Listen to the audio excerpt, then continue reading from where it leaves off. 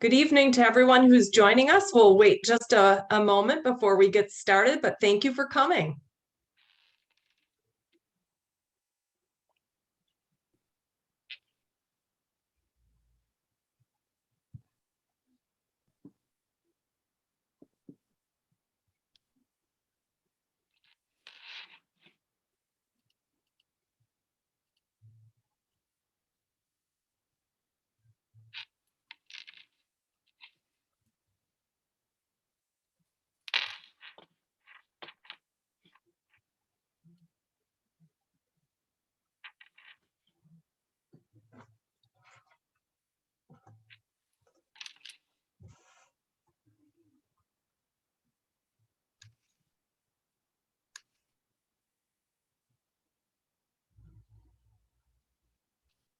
All right, I'm going to get started. It's about 6:01 and 6:02 actually. Welcome to everyone who's just joining us. It looks like we have about 179 participants. And last year we were just saying that we had hit a record with about 316 people attending this very meeting for incoming sixth graders. So we need to top that. So call your friends, text your friends right now to join us as we get started. Hello, everyone. My name is Mrs. Brenner. I'm your principal this year at Harvest Park Middle School. And I want to introduce you to this fabulous team. So I'm going to introduce Miss Silva Cruz Silva first. She is one of our VP. Hi, my name is Gigi Cruz Silva. This is my, next year will be my third year here at Harvest Park. I have alphabet A through L, but we tend to say we share all the students. So it's great to see everyone and welcome to Harvest Park. Thank you. Mr. Tato. I'm Mr. Tato. The next year will be my third year as well. And I'm looking forward to meeting all of you guys on campus next year. And I am alphabet L through Z. Thank you. Ms. Simpson. Hey, I'm Jen Simpson. I am the one who sends you the incessant emails, but I am the head counselor here at Harvest Park, and my students are students with the last names N through Z. And Miss Lee. Hi, my name is Madeline Lee. I'm the counselor for students with last names A through I. And Mr. Reno. Hi, everybody. My name is Shane Reno. I'm the counselor for students with the last names J through M. Super excited to be here and super excited to have all of you join us next year. Thank you, team. And here we are again. Well, we skipped that picture. I was going to say compare and see if we all still look alike. I'm sure those pictures are not exactly new. We are recording just so that you know, and then we will make this available on our website. So to start us out, I just want to say that this presentation, we're delivering it as if next year is going to be a normal school year. However, we realize the reality that that may not happen, but we want to kind of prepare you for what a normal school year looks like. And then also, just so you are aware, our district is in the process of kind of creating some schedules for next year. We've not shared those out yet. Those are not public. We've not shared them with staff. But what I will share with you is I think you guys are going to like it because it's a lot more face-to-face learning. And I know that you know, our teachers right now are kind of new at concurrent learning, concurrent learning.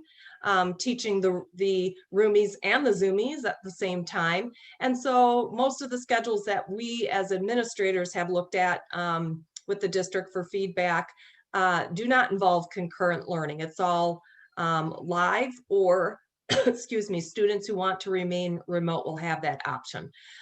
So that's the only details I can give you right now, just because we just don't know what it's going to look like. So we're going to do the presentation for a normal school year. And then at the end of the presentation, there'll be an opportunity for some questions and answers. And so let's get started. Our projected enrollment for next year is about 1,137 students. So this is a little bit of a drop from this year and a little bit of a drop from the year before that. So we're on a little bit of a decline right now with student enrollment. 3 years ago, it was right around 1,237. So almost 100 student drop in enrollment.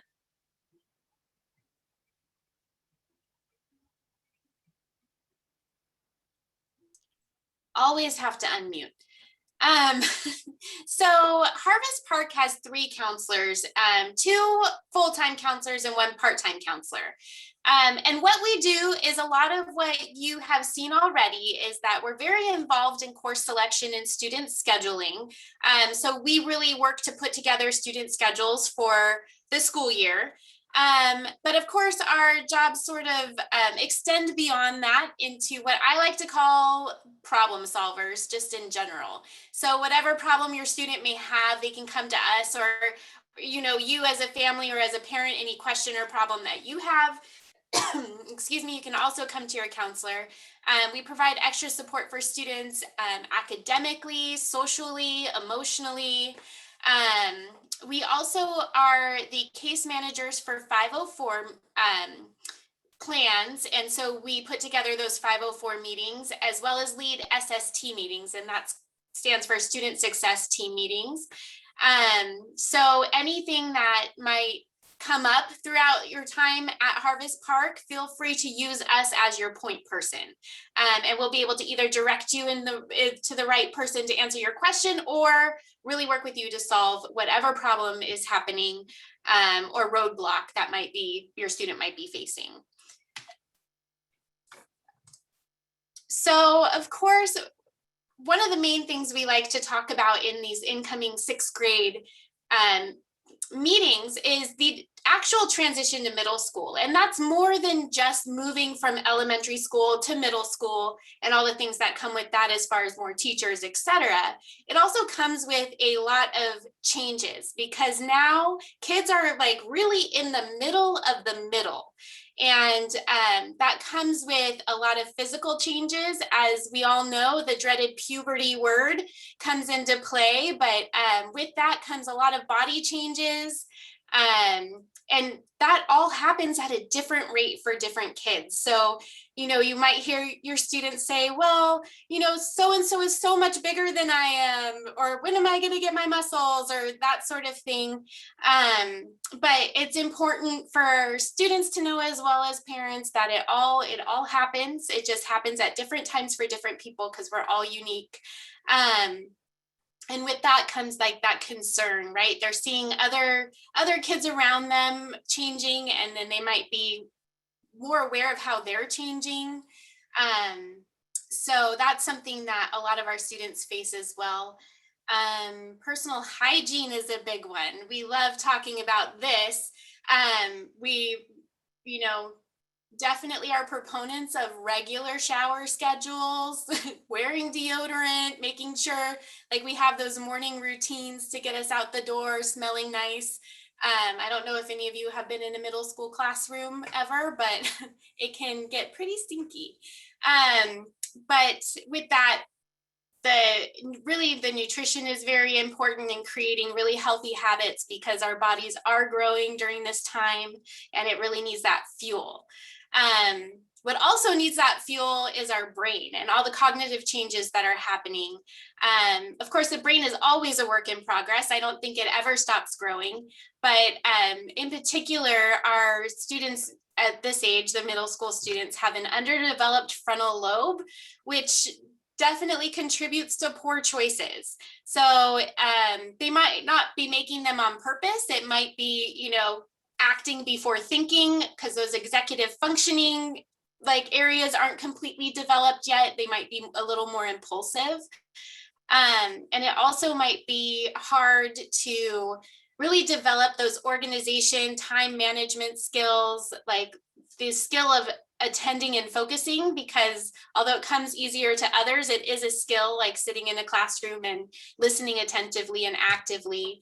And just during this time, avoiding power struggles with your student is important. You might have already noticed this with your fifth graders, but they really get skilled in the areas of debate far sooner than they get skilled in the areas of, you know, organization and time management. So they'll have their reasons why they don't want to do those things. And it's really easy to get pulled into that, but do your best to avoid those power struggles and assert your beliefs and opinions, because even though it seems like they're not listening and shutting you out, they really are listening. And that's all going to come back as they hit that mature place where they can really start thinking about the world around them.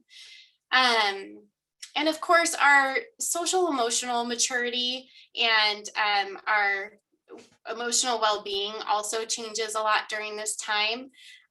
Like our changes in our body and puberty brings on changes in our hormones, which brings on those emotional changes. So it's all really super connected in this space of like our poor students, right? They're getting hit by all of this all at once. And that's what makes the middle of the middle kind of so tumultuous at points.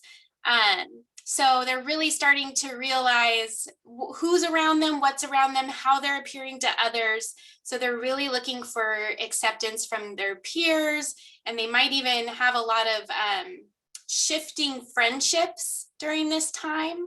I know I've been a school counselor here for almost maybe 7 years. And a lot of the things that we talk to students about is how to navigate those friendships as they are changing. As you know, they start to realize that maybe they have different interests and those sort of things than their current friends, and they find friends that really match. And there's that's difficult to navigate, and we're here to help with that as well. They're also seeking independence. So when you're, you know, you have your little kid, right, that are sort of like puppies that follow you around everywhere, and suddenly they change into like cats, right? And then they're like, no, I don't need you, or, you know, like only come for a little pet. And then they're like, no, I'm good. I'm going to go over here. Don't bother me. So that's them just really searching for their own independence and working on their own problem solving. And with that, you may see some rebellion and testing of limits if you aren't seeing that already. And of course, something that has really popped up and affects our students in that social and emotional realm is social media. And I know this has trickled down by age. Year by year, we're seeing students younger and younger on Instagram or TikTok or wherever else they go. There's a million platforms, even within their gaming, their games, they can talk to each other. So really looking at that and setting limits, not just to like protect them from screen time, but also to protect their like social emotional areas too, because there's a lot of things that happen on there that they need a break from. And really, you know, I started out giving these presentations when I was first here at Harvest Park, and one of our counselors used to say, you know, it's like your teenagers are becoming toddlers again. Like they're very similar in the way that they act, right? They might throw more fits. They might storm off. They want snacks all the time. And they are growing in ways that they can't verbalize yet. So with our teenagers, like their emotional depth is getting much more great and vast, and they might not be able to verbalize that. So you might be wondering, like, why isn't my kid talking to me? And it might just be, you know, they don't have the ability or the language to share that with you. So just keep that in mind. And, you know, I have a toddler and a teenager at home, and I can really say that that is very true. There are definite parallels. So different ages, but sort of the same developmental stages where that growth is really happening, and they're sort of like, wait, what's going on? I don't know who I am or what I'm doing, and watching them figure it out can be just as cool as teenagers as it is as their toddlers. I'm going to go over a typical bell schedule in a typical school year. Ms. Brenner did mention before that obviously we're going to go through this presentation as if our next school year would look like what it did 2 years ago. And so I'm going to start by talking about a typical bell schedule. As a sixth grader, a typical bell schedule would be periods 1 through 8. I'm not going to touch on A period, Mr. Reno. We'll talk a little bit about that later. But as a sixth grader, your student will be assigned for lunch during their 4th period. For first through 8th period happens Monday, Tuesday, Thursday, Friday. That's 8:35 a.m. to 3:03 p.m. If your student were to have a period, that would typically happen at 7:35 a.m. On Wednesdays, we have what we call like a late start period. And so first period would start at 9:27 a.m. and then 8th period would end at 3:03 p.m. On Tuesdays and Thursdays, we have what we call flex. And I'll tell you a little bit more about flex if you can change the slide. Thank you. So flex happens every Tuesdays and Thursdays. It is a 30-minute that happens after 3rd period. So every Tuesdays and Thursdays, the student gets an extra time for an opportunity to have some academic support with their teachers, either attend counseling groups, make up any test, participate in any extension activities, or join like a study zone that our teacher provides. Each student will have the opportunity to sign up for Flex through a program that we have. I think it's called Flexi Sketch. I'm not sure if that will change or not. But teachers also have the opportunity to assign a student in their Flex. So for example, maybe a math teacher may want a student to retake a test, and that math teacher will put the student on a Tuesday Flex with that teacher.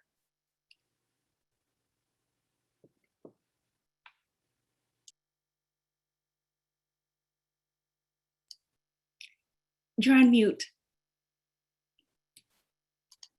Never gets old. Don't forget to unmute yourself. So some of the expectations that we have here at Harvest Park have been included in our student handbook. And we will, I believe it's on our website, and we will be sharing this presentation afterwards, as mentioned earlier. All 3 middle schools have worked really hard to make sure that our handbooks are in alignment.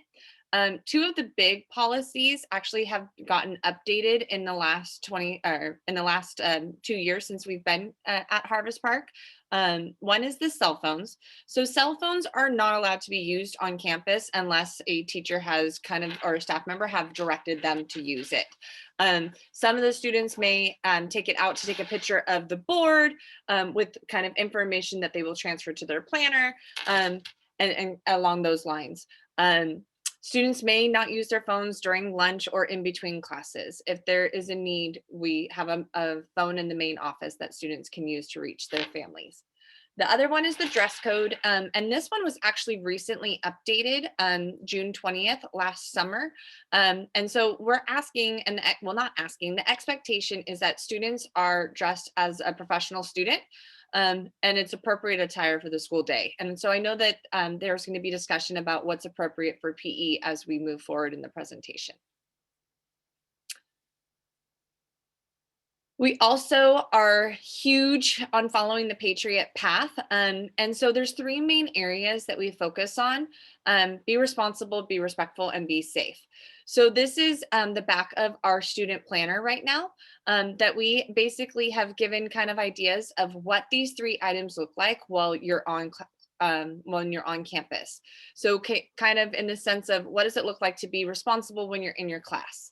What does it look like to be respectful in the common areas, such as the lunch tables during lunchtime, picking up your trash and throwing it in the correct garbage bin?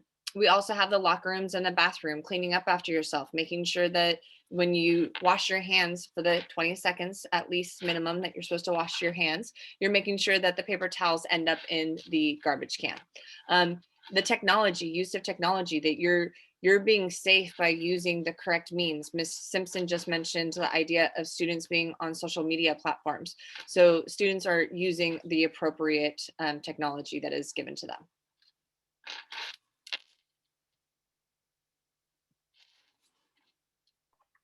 All right, so our next slide provides information about course offerings for sixth graders. So part of the sixth grade schedule is what we call a block. This consists of 2 periods of language arts and 1 period of history. These classes are typically scheduled together and will generally be with 1 teacher for all 3 periods. In addition, each student will have a math, science, physical education, a period for lunch, and an elective, which will consist of a wheel course, a music class such as band, strings, chorus, a resource lab, or a skills class such as math skills or reading skills. And I believe later in the slides, we'll get into more detail about what each of these electives look like. So now that we know the courses that are offered, we have a couple of examples of sixth grade schedules. So on the left side, we have a schedule that what it looks like with 1 elective. You can see that periods 1, 2, and 3 consist of that block that we talked about earlier. And then the rest of the courses fill out the rest of that schedule. And then on the right, we have an example of a schedule that contains 2 electives. You can see it looks pretty similar, but has an additional A period to make room for a second elective. And a little bit more information about A period. It is an additional period that starts earlier than first period at 7:35 a.m. and is only held 4 days per week on Mondays, Tuesdays, Thursdays, and Fridays. And since there's no A period on Wednesdays due to a later start in the school day, these classes are 10 minutes longer than a normal period to even out instruction time.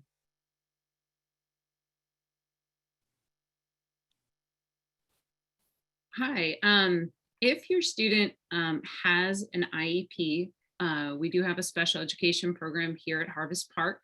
We have a sixth grade resource case manager that will take over the case, and we're going through transition meetings at this time. So we learn more about your student so that we can meet the needs of their current IEP. So we will continue that with the specific goals and services that were outlined with your current case manager.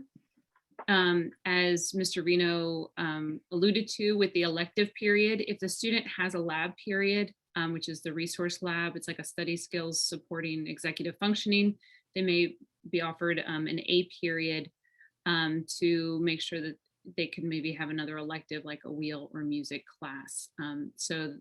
With the special education, we look at the services to make sure that we meet their needs. We also address all 504 plans that have been developed. The counselors that are here in this meeting are the case managers for the 504 plans.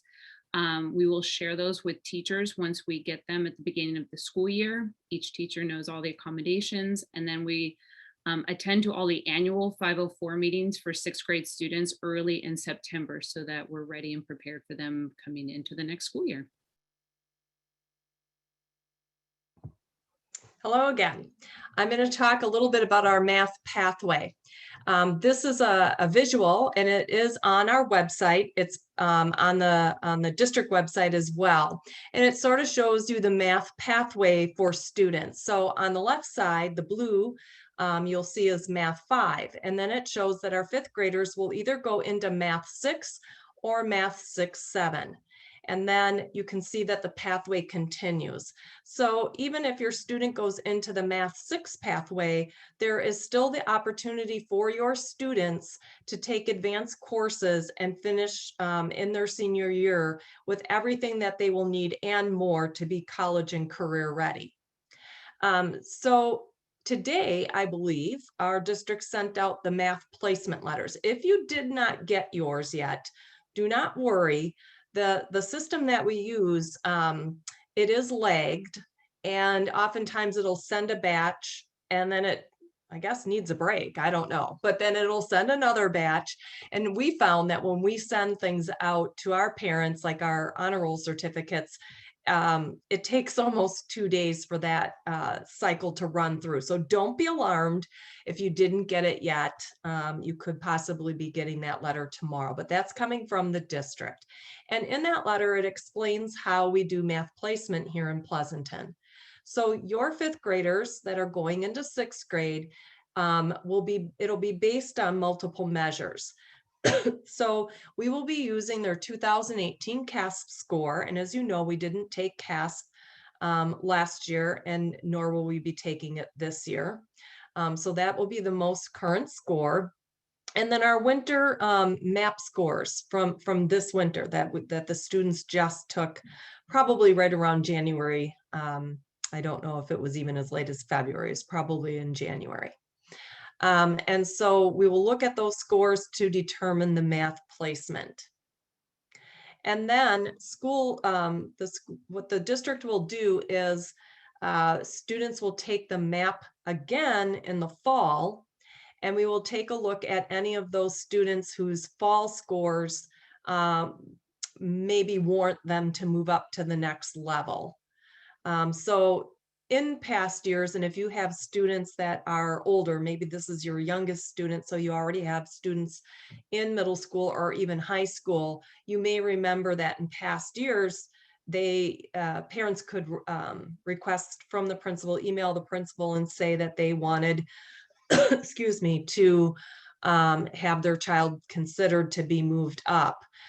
We're not going to take any of those appeals until that fall score comes out in fall of 2021. And I will just share with you that we looked at our results from our math placement letters, because those come on a spreadsheet to us, so we know what your letter said, so we know which students were offered which course. And we have more students being placed in the upper level, the 6-7, than all 3 years that I've been here. This is the highest that I've seen. And so we have more and more students that are qualifying, excuse me, into that higher math. But again, we will not be taking any appeals. We want to see what the students' MAP score is in the fall.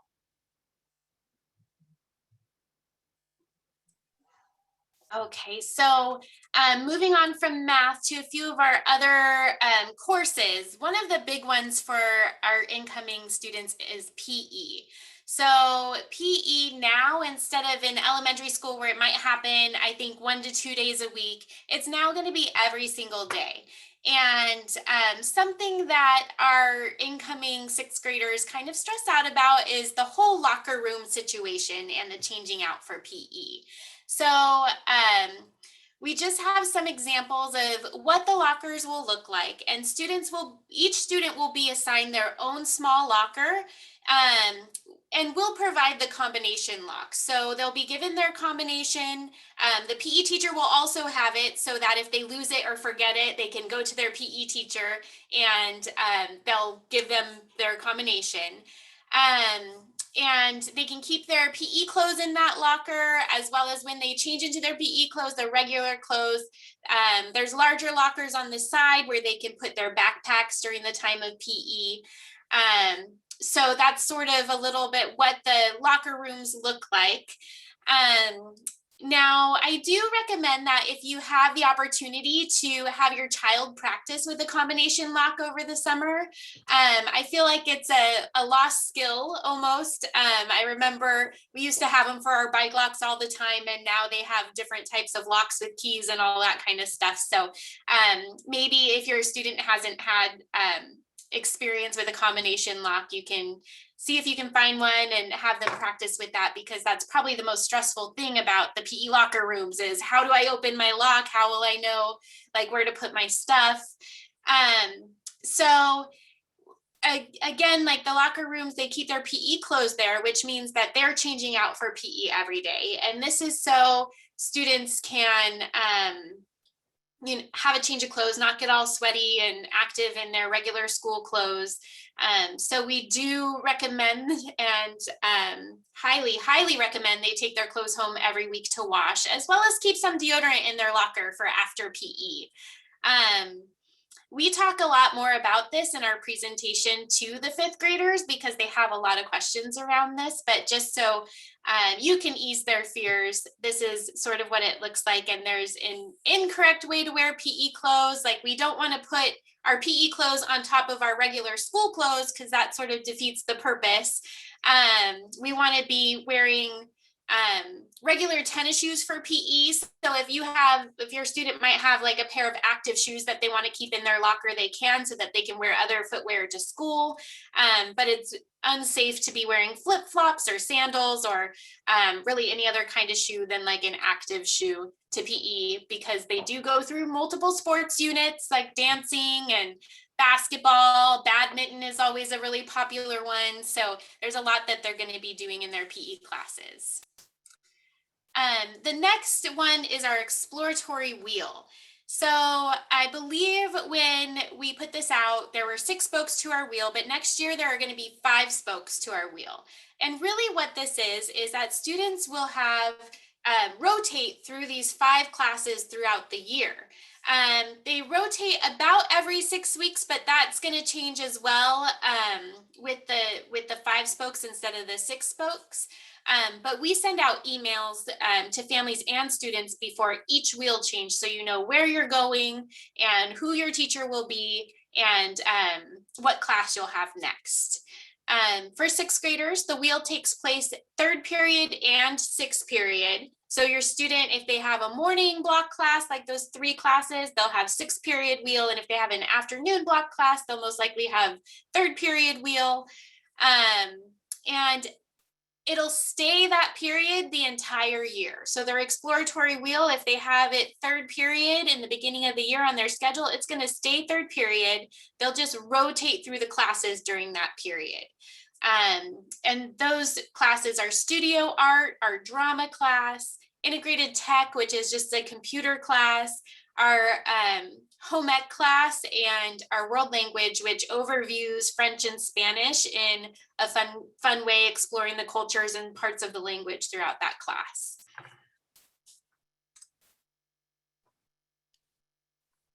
Another elective that Mr. Reno had touched on is our skills classes.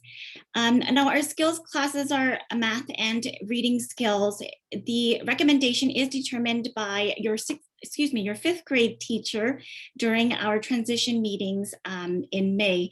And once your student gets recommended, your counselors will reach out to you to let you know that your child has been recommended. Both of the skills classes, every student has the opportunity to rotate in and out of the class. And these classes are by recommendation, typically only. Now, the math skills and the reading skills as well, they don't replace any classes on your student's schedule, but they're additional classes. So for example, with the math skills, it would be an additional class to your regular math class. And it works concurrently with your math class to help solidify any skills and concepts that your student may need support in. It also helps to fill any foundational gaps in math skills. With the reading skills, it's an additional class to the language arts class. So you'll still have block, which is language to language arts, 1 history. And if your student is recommended for reading skills, the student will have the reading skills class. The reading skills class works to build and solidify any different skills such as reading comprehension, inferences, summarizing, text structure that your student may need support in. And with these skills classes, if a student would like an extra elective, that's when our A period goes in place and the student does have the opportunity to take a skills class as well as perhaps the exploratory wheel class.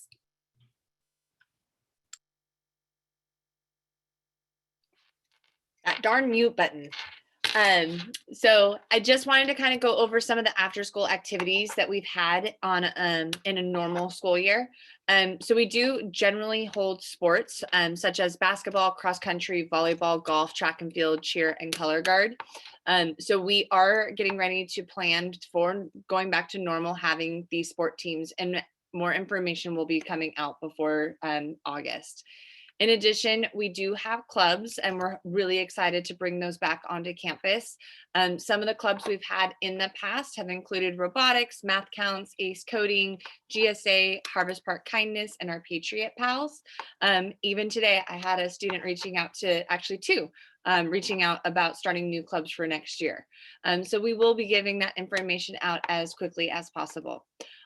We have our brand new library that's been rebuilt that finally opened this year. And so it's been awesome to see kids back in there. That is open during lunch and after school for students to use. And then we normally have a tutoring sessions after school that the high school students usually come down and help out our middle school students. So we're really looking forward to bringing these things back on campus next year for after school. So a little bit about some logistics. The lockers are only for PE. So more information will come out about dressing out, kind of as Ms. Simpson had stated earlier, but PE's lockers are only for PE classes. Textbooks, extra sets may be requested for home use. Usually we have some textbooks. Everybody usually gets, for sixth graders, we have our novels that our block teachers will hand out. There's a history book. I believe that there is some math consumables and some study sync consumables that are also used.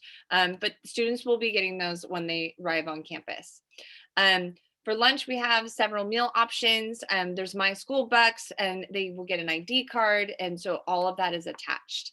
Their class schedule is usually available through Q portal prior to the start of the school year. I believe about roughly the week before or so.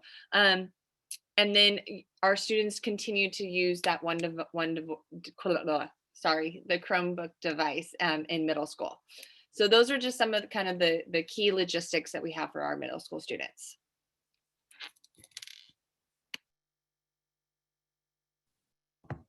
So some dates to keep an eye out for. And again, everything is subject to change because as we're trying to navigate what we used to do and what we're hoping to do. And now that we know more, we're hoping to keep these timelines. But registration, you'll get some information from the district and the school site to register the second week in August. That can be subject to change, and we are doing online registration.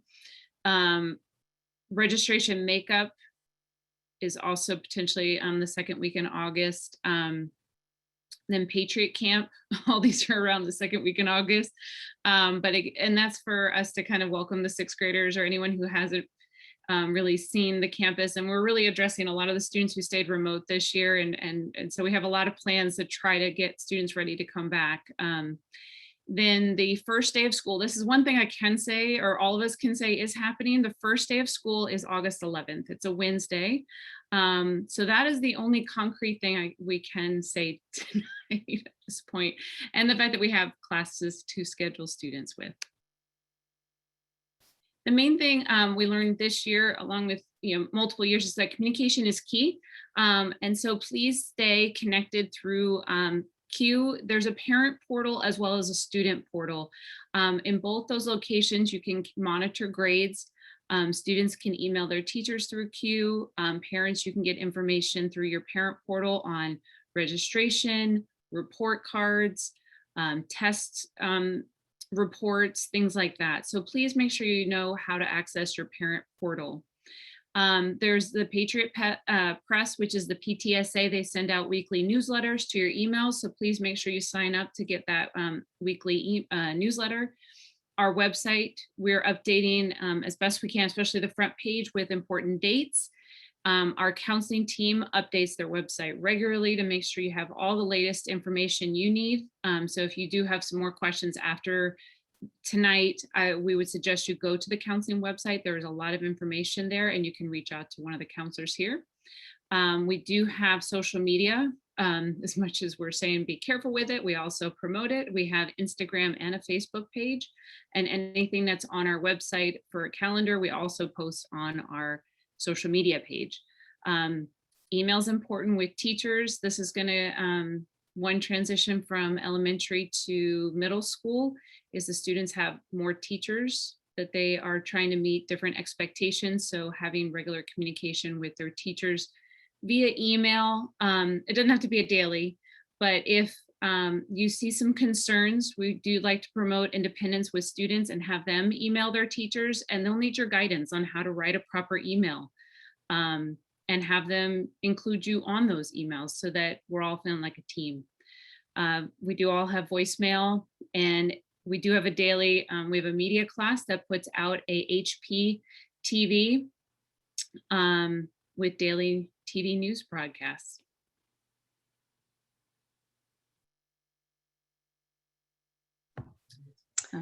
All right, and then I'm going to finish us up tonight. We have a few more slides. How to get involved and support Harvest Park. So obviously through Future Fund in the beginning of the year, when you do registration, there will be an opportunity for you to make donations to various things that support our school. And then another great way is PPIE.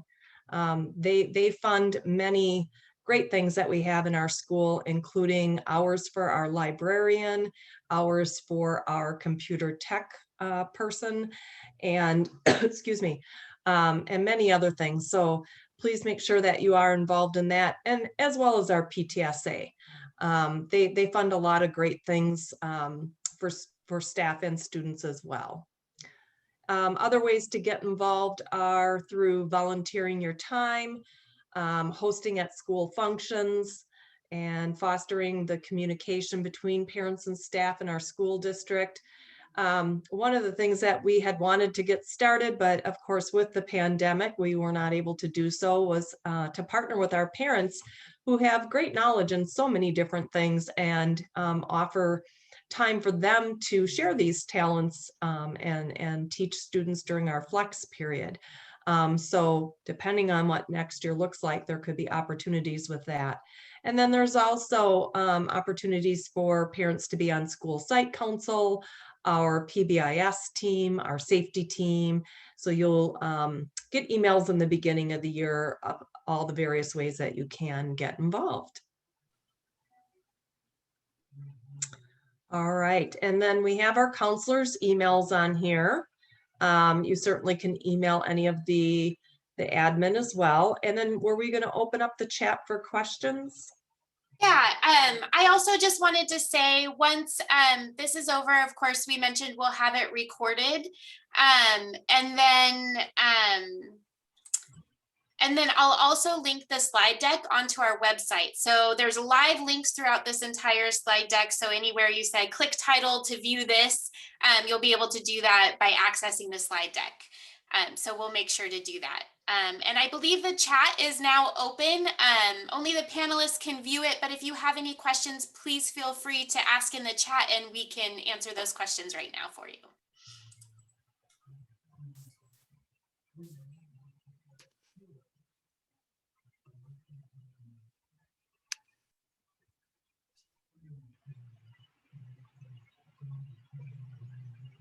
So for the club, someone asked, what did the GSA stand for on the club's page? I can take that one. So GSA usually stands for Gay Straight Alliance. My son is in a private school now. How can his math placement be determined?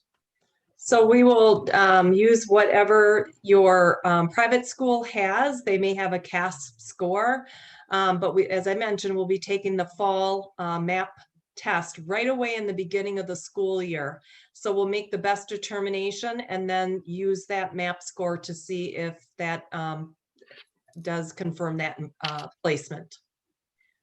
When can students choose their electives? So about a couple weeks ago, I had sent out an email with a Google form for parents to select the elective wheel or band or strings or chorus.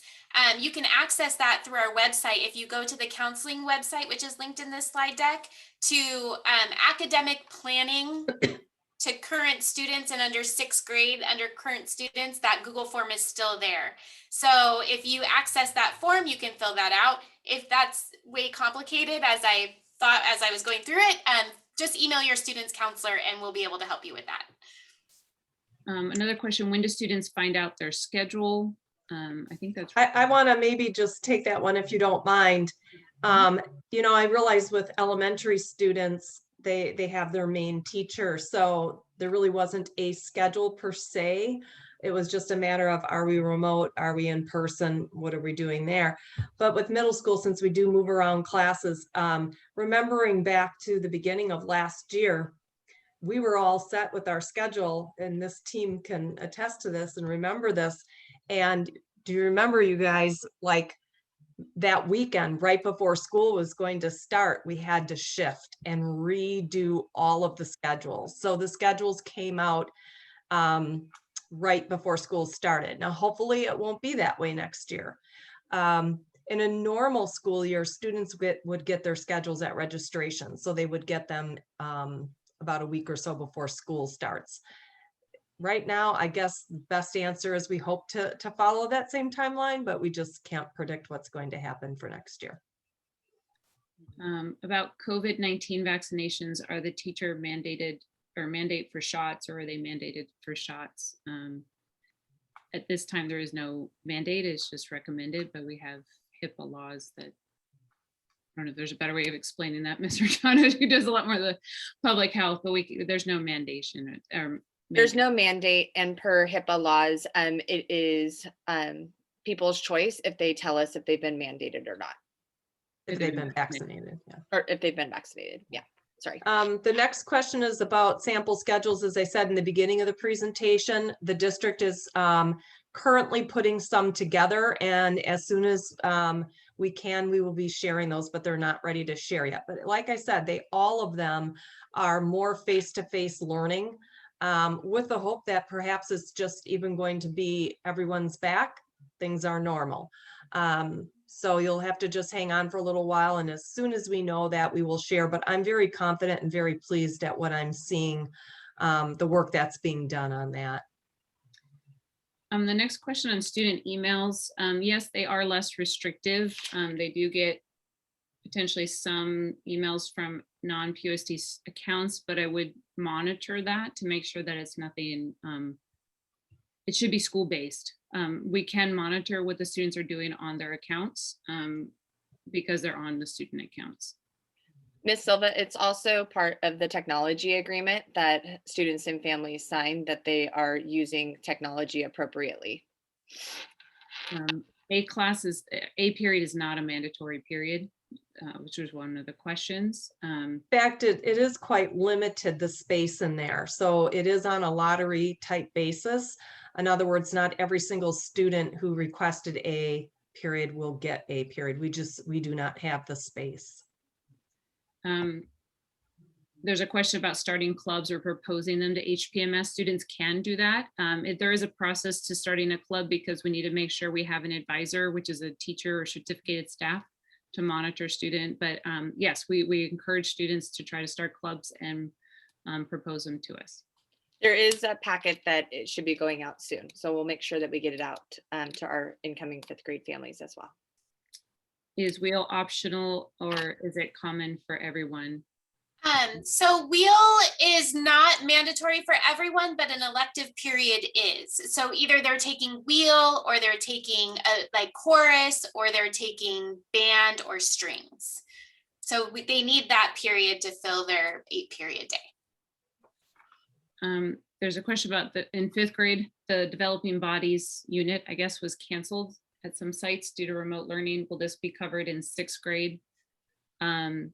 We can talk with the health, the science teachers tend to do the health unit, and they did it at the beginning of this year just to kind of help with that transition. We can talk to the 6th grade science team about how they want to go through that process.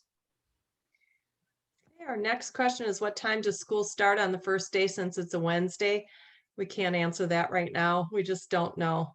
We'll get that out to our families just as soon as we do know. How do we know the class teacher's name? That'll come, it won't be one teacher, so you'll know the whole schedule with all the teachers' names once we send out the schedule to the students. Does the school provide the Chromebooks? Absolutely. Yes, every new 6th grader gets a new Chromebook. Do all the kids with an IEP get an invite to the skills elective? We look at an IEP, they're individual, each plan. So we're going to look at each plan to make sure that we meet the service model that's being asked. And so electives will be determined based on what services are being asked. So we have to take it by each case basis. So make sure if you are new to PUSD that you share the IEP. And if it's someone who's in PUSD, then we'll have that plan transition with your student. Terry, do you want to go? What is a MAP score? So MAP is the growth oriented test that we use. It stands for Measures of Academic Progress. And a MAP score, they call it a RIT score, and it's just really a made up name for the measurement that they use to compare students. So we can take a look at a student's RIT score and it'll tell us where they place in relation to other students in the school, other students in the district, other students in the state and across the nation, or really anywhere that that utilizes MAP. The beauty of MAP, excuse me, is that each student can, and we're going to start doing this next year, can set a growth score for themselves. They can set a growth goal. And so the beauty of MAP is that students are challenging themselves rather than trying to compare them to their classmates. So it's an individualized test. You'll learn more about it. We can probably arrange to, we did kind of a presentation for our staff and we gave it 6 different times to various teacher groups.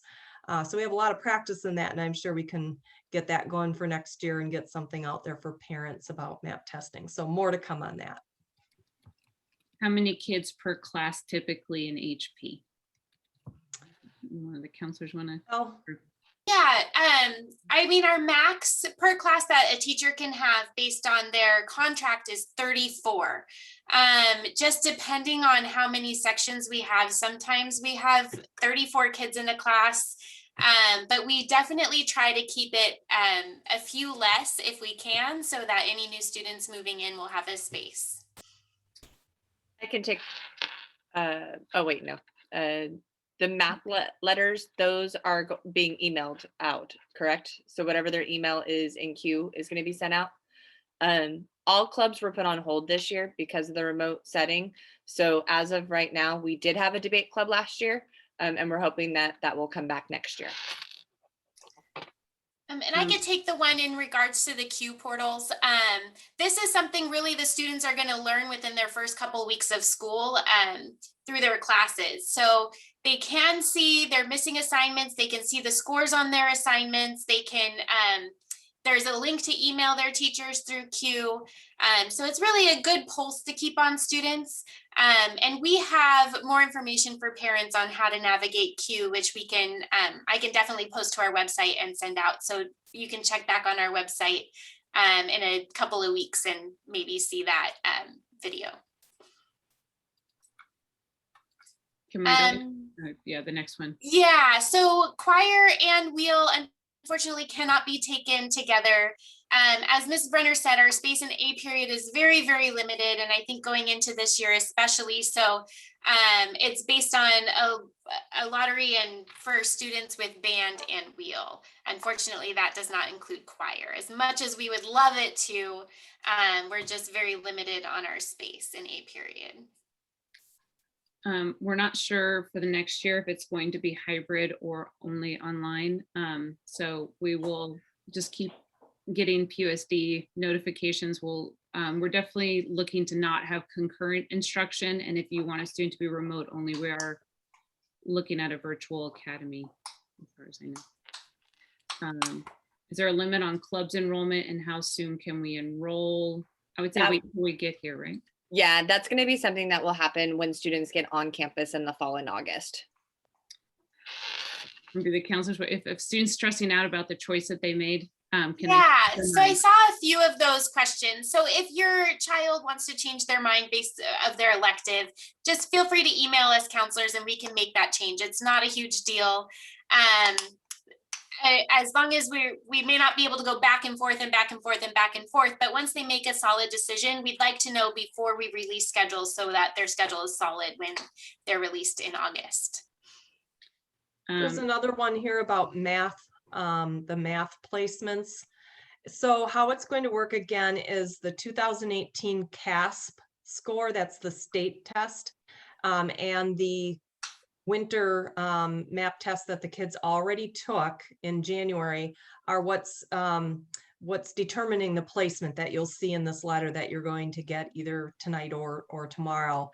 And then what we'll do is in the fall 2021, the students will take MAP again, the fall, because you take it 3 times a year. You take it fall, winter, spring. So in the fall, when they take it, if there were any students who might have been right on the cusp and it was kind of a borderline situation, that fall MAP score will look at to determine whether they should move to the next level or stay where they're at. And please keep in mind that students, excuse me, who are in Math 6 are learning all of the 6th grade standards. And students that are in Math 6-7 are really doing maths, the standards for 6th grade and 7th grade combined. And it's kind of fast paced, and it's not for every student. So an A in math does not necessarily mean that your student is ready for Math 6-7. So just kind of keep that in mind. Like I said, take a look at that pathway that's on our website and on the district website. You'll see that there is a pathway to all of the math courses that students will want to take. And sometimes to get the foundation and go a little bit slower and then take those advanced classes later in their career, school career, is a much better choice.